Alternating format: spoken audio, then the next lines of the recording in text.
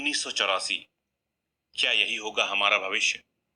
George Orwell की प्रसिद्ध रचना, जिसकी काल्पनिक दुनिया में सच बसा है। भविष्य फंतासियां हमेशा से साहित्य का एक अभिन्न अंग रही हैं। लिखे जाने के कुछ ही दशकों बाद हकीकत का रूप लेकर लोगों को विस्मित भी किया है। अगर हम पिछली एक सदी में लिखी गई प्रसिद्ध भविष्य फंतासियों को याद करें, तो पाएंगे कि उनमें अधिकतर विज्ञान और तकनीक के क्षेत्र में होने वाली संभावित प्रगति को केंद्र में रखकर लिखी गई। जॉर्ज ऑरवेल की 1984 एक ऐसी ही रचना है जिसमें ऐसे सामाजिक राजनीतिक भविष्य का खाका पेश किया गया है जो रोमांच से ज्यादा सिहरन पैदा करता है। इस किताब का महत्वपूर्ण तत्व है तकनीक, लेकिन यहाँ इसका इस्तेमाल आम लोगों की सुख सुविधा या भलाई के लिए नहीं, बल्कि एक क्रूर तानाशाही शासन व्यवस्था के हित में किया जा रहा है। ऐसी व्यवस्था जहां निजता या अभिव्यक्ति की स्वतंत्रता के कोई मायने नहीं। 1984 को 20वीं सदी में लिखे गए सबसे महत्वपूर्ण उपन्यासों में से एक मानते हैं। इसके लेखक जॉर्ज ऑरवेल का असली नाम था एरिक आर्थर ब्लेयर। 25 जून 1903 को बिहार के मोतिहारी में पैदा हुए। उन्होंने इस महान रचना को अपने 46 वर्षों के छोटे से जीवन के एकदम आखिरी दौर में लिखा था, वो भी उस समय जब वो बहुत बीमार थे और तपेदिक की पीड़ा झेल रहे थे। ये 1947-48 की बात है। दिसंबर 1948 में पूरी होने वाली इस किताब का पहला संस्करण 8 जून 1949 को प्रकाशित हुआ। इसके एक साल बाद ही ऑरवेल का निधन हो गया। 1984 के बारे में एक बेहद दिलचस्प बात यह है कि ये इसका मूल नाम नहीं था। ऑरवेल ने दरअसल इसे नाम दिया था the lost man of Europe. दूसरा विकल्प था 1984, लेकिन वो इसे लेकर थोड़ा पशुपेश में थे। फिर प्रकाशक फ्रेड वारबर्ग ने 1984 को व्यावसायिक सफलता के हिसाब से बेहतर विकल्प माना और the lost man of Europe 1984 बन गया। 7 दशक बीत जाने के बाद भी इसका क्रेज बरकरार है। दुनिया भर में 65 से ज्यादा भाषाओं में अनुवाद हो चुका है इसका। करोड़ों प्रतियां बिक चुकी हैं। आइए जानें कि इस किताब में ऐसा क्या है जिसने इसे दुनिया की सबसे ज्यादा पढ़ी जाने वाली रचनाओं में शुमार कर रखा है। एक आसन्न भविष्य की बेहद भयावह तस्वीर दिखाने वाली रचना 1984 का कथानक ओशिनिया की पृष्ठभूमि पर आधारित है। 3 इंटरकॉन्टिनेंटल सुपर पावर देशों में से एक है ओशिनिया। इसी देश का तीसरा सर्वाधिक जनसंख्या वाला प्रांत है एयर स्ट्रिप 1 और इस प्रांत का एक प्रमुख शहर है लंदन। इस शहर में अनेक गगनचुंबी इमारतें हैं। इनमें से एक इमारत न्यू स्पीक सत्य एवं इतिहास विखंडन और पुनर्लेखन मंत्रालय की है। न्यू स्पीक ओशिनिया की आधिकारिक भाषा भी है। लंदन में प्रेम शांति और समृद्धि मंत्रालय की इमारतें भी हैं, जिनमें पूरी सरकार की कार्य प्रणाली बटी हुई है। पिरामिड के आकार की सफेद इमारत न्यू स्पीक पर दूर से ही पढ़े जा सकने वाले बड़े बड़े अक्षरों में सत्तारूढ़ दल, जिसका सर्वे सर्वा बिग ब्रदर है, के 3 नारे लिखे हुए हैं। युद्ध शांति है, स्वतंत्रता गुलामी है, अज्ञानता शक्ति है।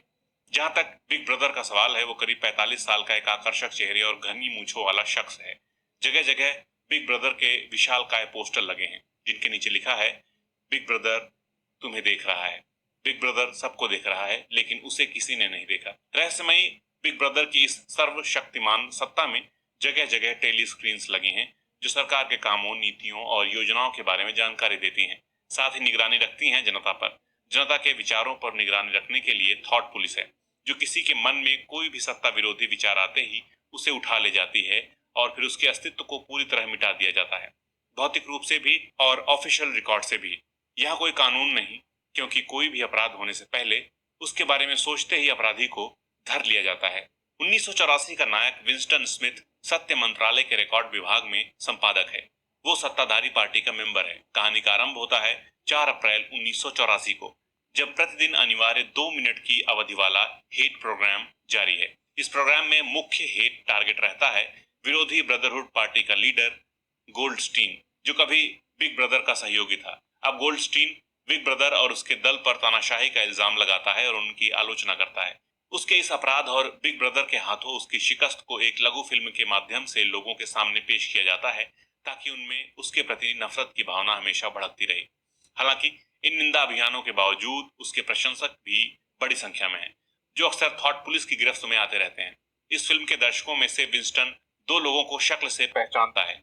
एक तो काले बालों वाली 27 साल की लड़की जूलिया, जो एंटी सेक्स लीग का परिचायक लाल रंग का पट्टा कमर में पहने रखती है, और दूसरा इनर पार्टी का सदस्य और एक उच्च पदाधिकारी ओब्रायन, जूलिया का नाम भी नहीं जानता विंस्टन, लेकिन वो उसे बिल्कुल पसंद नहीं करता। उसे थॉट पुलिस की जासूस समझता है, जबकि उसे लगता है कि ओब्रायन उसका हितैषी है। गोल्डस्टीन के विचारों और उसकी पार्टी ब्रदरहुड के सिद्धांतों के बारे में सोचकर बहुत बेचैनी महसूस करने लगता है विंस्टन। इस बेचैनी से छुटकारा पाने के लिए डायरी लिखना शुरू कर देता है वो, ये जानते हुए भी कि अपराध कर रहा है, लेकिन इससे बहुत शांति महसूस होती है उसे। जब वो लिखते हुए बिग ब्रदर को उसके प्रभुत्व को स्वीकार करने से इनकार कर देता है। ये सब करने के पीछे विंस्टन का मकसद है तमाम अमानवीय परिस्थितियों में जीते हुए भी अपने भीतर की मानवता को बचाए रखना। एक रात विंस्टन सपने में देखता है अपनी माँ को, जो तब से गायब हैं जब वो सिर्फ 10-11 साल का था। विंस्टन सपने में ही अपनी बहन के बारे में भी सोचता है और महसूस करता है कि दोनों की बलि का संबंध उसकी खुद की जिंदगी से है। इसके बाद वो सपने में एक लड़की को अपने कपड़े उतार कर फेंकते देखता है।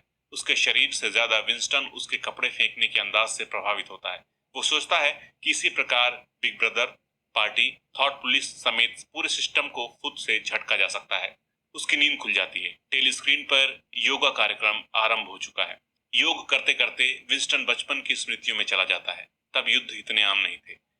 उसे एक हवाई हमले में गिराए गए परमाणु बम की याद आती है, जिसके बाद से युद्धों का एक ऐसा सिलसिला शुरू हुआ जो फिर कभी नहीं थमा। इन अनवरत युद्धों के सिलसिले के बारे में एक बात सबसे छिपाई गई कि ओशिनिया जिस समय अपने दोनों शत्रु देशों ईस्टेशिया और यूरोशिया में से किसी एक के साथ युद्धरत होता है, उस समय दूसरे के साथ उसका गठबंधन रहता है।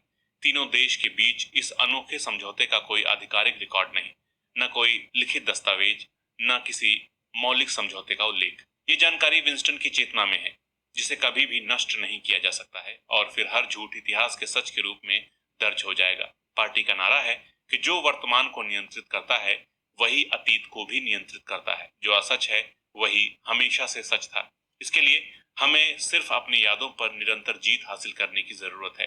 न्यूज स्पीक की भाषा में उसे डबल थिंक यानी दोहरी सोच कहा जाता है। इसके बाद हम विंस्टन को उसके कार्यस्थल पर पाते हैं। इस पूरे मंत्रालय का काम ही झूठ को सच के रूप में स्थापित करना है। पुरानी योजनाओं, भविष्यवाणियों को गलत साबित होने पर इमारत में मौजूद स्मृति सुराख नाम की दरारों में भस्म होने के लिए डाल दिया जाता है। विंस्टन का एक दोस्त है भाषाविद साइम। वो न्यूज स्पीक भाषा के शब्दकोश का 11वां संस्करण तैयार कर रहे विशेषज्ञों में से एक है। साइम बताता है कि उनका काम शब्दों को नष्ट करना है, नए खोजना नहीं। हर रोज सैकड़ों शब्दों को नष्ट कर रहे हैं वे। विंस्टन एक बार फिर डायरी लिख रहा है। वो उस लड़की के बारे में लिखता है जिसे वो $2 के बदले अपनी यौन इच्छा की पूर्ति के लिए लाया है। उसके साथ होते हुए वो कैथरीन को याद करता है, जो 15 महीने उसकी पत्नी रही थी। कैथरीन उसे सेक्स के लिए रोज मजबूर करती ताकि उनके बच्चा हो सके। ये वो समय था जब प्रेम या कामुकता की वजह से सेक्स करना अपराध माना जाता। स्त्री पुरुषों को विवाह करने से हतोत्साहित किया जाता था। वेश्याओं के साथ सेक्स भी अपराध था, लेकिन बहुत संगीन नहीं। डायरी लिखते हुए विंस्टन श्रमिक वर्ग का उल्लेख करता है। उसका मानना है कि श्रमिक जाग जाएं तो बिग ब्रदर और उसकी पार्टी की धज्जियां उड़ जाएंगी, लेकिन पार्टी उन्हें लेकर एकदम आश्वस्त है, क्योंकि उसका दावा है कि उसने श्रमिकों को गुलामी से मुक्त किया है। वहीं पार्टी का दोहरी सोच का सिद्धांत कहता है कि श्रमिकों को उसी तरह नियंत्रण में रखा जाना चाहिए जैसे जानवरों की तरह उन्हें हर चीज की छूट है। थॉट पुलिस की निगरानी से भी बाहर हैं वे, क्योंकि पार्टी को उनके विचारों को लेकर कोई डर नहीं। छुट्टी वाले दिन विंस्टन कुछ सवालों के जवाब की तलाश में भटकता है। एक शराब खाने में उसे मिलता है एक बूढ़ा। उससे भी विंस्टन नहीं जान पाता कि क्रांति से पहले लोगों का जीवन ज्यादा अच्छा था या अब बिग ब्रदर के सत्ता में आने के बाद। वो फिर मिस्टर चैरिंगटन नाम के एक बूढ़े कबाड़ी की दुकान पर जाता है। तभी उसे काले बालों वाली जूलिया दिखती है। विंस्टन को लगता है कि जूलिया उसकी जासूसी कर रही है। 4 दिन बाद उसे फिर वही लड़की दिखती है। तभी अचानक जूलिया लड़खड़ा कर गिर जाती है और विंस्टन दुश्मनी भुलाकर उसे सहारा देता है। वो लड़की जाते जाते उसके हाथों में कागज का एक टुकड़ा दे जाती है जिस पर लिखा होता है आई लव यू। बहुत मुश्किल से मुलाकात होती है दोनों की, और वहीं विंस्टन को पहली बार उस लड़की का नाम पता चला, जूलिया। विंस्टन स्वीकार करता है कि उससे मिलने से पहले वो उसे थॉट पुलिस की गुप्तचर समझता था और उसे मार डालना चाहता था। ये जानकर भी जूलिया नाराज नहीं होती। दोनों प्रेम करते हैं। इसके बाद उनकी गुप्त मुलाकातों बातों का सिलसिला चल निकलता है। अपने इस रिश्ते को बिग ब्रदर और पार्टी के विरुद्ध प्रहार के रूप में देखते हैं दोनों। जूलिया से मुलाकात यूं ही होती रहे, इसके लिए विंस्टन एक कमरा किराए पर लेता है मिस्टर चैरिंगटन की दुकान के ऊपर। हालांकि वो जानता है कि ये खतरनाक है। हेट वीक की तैयारियां जोरों से चल रही हैं। इसे सफल बनाने के लिए लोगों में नफरत की भावना को भड़काया जा रहा है। विंस्टन और जूलिया की व्यस्तता बढ़ती जा रही है, फिर भी वे मिलने के लिए वक्त निकालते रहते हैं, भविष्य की योजनाएं बनाते हैं और पार्टी से विद्रोह करके ब्रदरहुड से जुड़ने पर विचार विमर्श करते हैं, लेकिन उन्हें नहीं पता कि ये कैसे किया जा सकता है।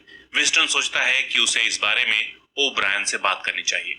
आखिर वो दिन आ ही जाता है जब विंस्टन और जूलिया ओब्रायन के घर पर उसके सामने मौजूद हैं। विंस्टन को बार बार लग रहा है कि कहीं उसने वहां आकर बेवकूफी तो नहीं की। उन्हें ये देखकर हैरानी होती है कि ओब्रायन टेलीस्क्रीन को बंद भी कर सकता है। विंस्टन उसे बताता है कि वे दोनों उसे किसी सरकार विरोधी संगठन का सदस्य समझते हैं और अपने आप को उसके रहमो करम पर छोड़ते हुए उसके साथ जुड़कर पार्टी के खिलाफ षड्यंत्र का हिस्सा बनना चाहते हैं। ओब्रायन उनके फैसले की दृढ़ता जानने के लिए उनका इंटरव्यू लेता है। इस दौरान दोनों कहते हैं कि वे अलग नहीं होंगे, साथ ही अपने गुप्त कमरे के बारे में भी बता देते हैं। ओब्रायन उन्हें पढ़ने के लिए गोल्डस्टीन की एक दुर्लभ किताब भिजवाने का आश्वासन देता है। दोनों वहां से अलग अलग चले जाते हैं। इसके कुछ समय बाद घृणा सप्ताह आरंभ हो जाता है। उधर विंस्टन को किताब मिल चुकी है। पुस्तक में युद्ध शांति है, अज्ञानता शक्ति है और स्वतंत्रता गुलामी है जैसे नारों की विस्तार पूर्वक व्याख्या थी। विंस्टन इसे पढ़ता है और पाता है कि ओशिनिया, स्टेशिया और यूरेशिया में वैचारिक स्तर पर कोई मतभेद नहीं। तीनों ही अलग अलग नामों से इंगसॉक यानी इंग्लिश सोशलिज्म के सिद्धांतों का अनुसरण करते हैं और प्रगति के नाम पर हर वो काम करते हैं जो प्रकृति और मनुष्यता को नष्ट कर रहा है। तीनों एक रणनीति पर काम करते हुए वास्तव में एक दूसरे के विरुद्ध नहीं बल्कि अपनी अपनी जनता के खिलाफ युद्ध कर रहे हैं। लोगों को भय और भ्रम के घेरे में रखने के लिए समाज में अज्ञानता, कुटिलता और कट्टरता को बनाए रखा जाता है। शांति मंत्रालय का काम युद्ध का माहौल बनाना है। सच मंत्रालय झूठ को स्थापित करने का काम करता है। प्रेम मंत्रालय में यातनाएं दी जाती हैं और समृद्धि मंत्रालय अभाव बनाए रखता है। नाम और काम का ये अंतर विरोध डबल थिंक के सिद्धांत का पालन करता है ताकि सत्ता के हित सुरक्षित रहें। अगली सुबह विंस्टन और जूलिया खिड़की के पास खड़े होकर एक दूसरे से बातें कर रहे थे। तभी कमरे में एक आवाज गूंजती है जिसके मुताबिक उन्हें हिरासत में लिया जा चुका है। एक धमाके के साथ कमरे में लगी पुरानी तस्वीर नीचे गिरती है। पता चलता है कि उनका वो कमरा भी टेलीस्क्रीन की नजर में था और चैरिंगटन कोई पुरानी चीजें बेचने वाला बूढ़ा कबाड़ी नहीं बल्कि 35 साल का युवक है, थॉट पुलिस का सदस्य।